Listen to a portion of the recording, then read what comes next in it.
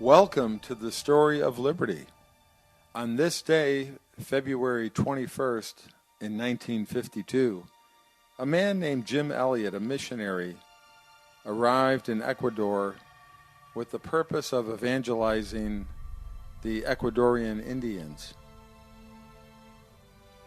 It's an amazing story, and there was actually a film made about these young men.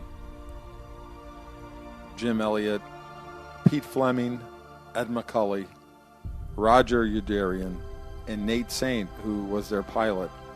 All Christian missionaries, very special young men. Jim Elliot and his friends went to the jungles of Ecuador.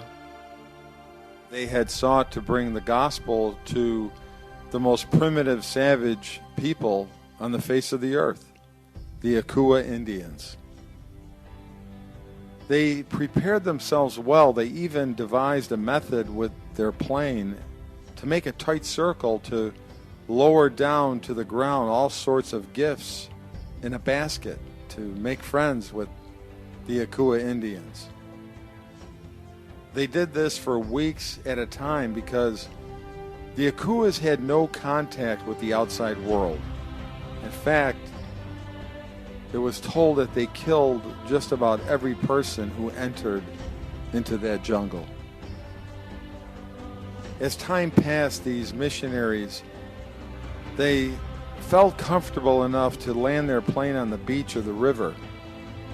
At first, a couple of women came out of the jungle, then a young man, and then others. For several days, they reported that things were going well, and they gained the confidence and the friendship of the Akuas. And they hoped that they would soon be able to tell them about Jesus Christ and his gospel.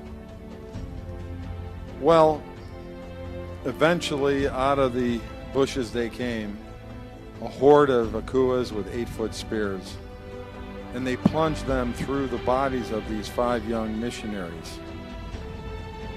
On January 8th, 1956, Jim Elliot was killed along with his friends, mutilated bodies that were found downstream.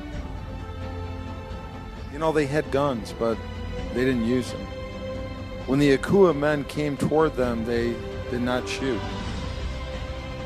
Several of the men who killed Jim and his friends became Christians later in life. One of them actually gave a testimony at a meeting, and he counted on his fingers and he said, "I have killed 12 people with my spear, but I did that when my heart was black. Now Jesus' blood has washed my heart clean, so I don't like that anymore." There's an amazing story of grace here about the father of one of those young men, one of those 5 missionaries. He was a big man, and the story goes that he said when he heard that these savages, what they had done to his son, that he decided to go to Ecuador. He was very angry, and when he got on the train, he went into that jungle to find him. He took a group of guides into that jungle, and he found the particular Indian that had plunged that spear into the body of his son.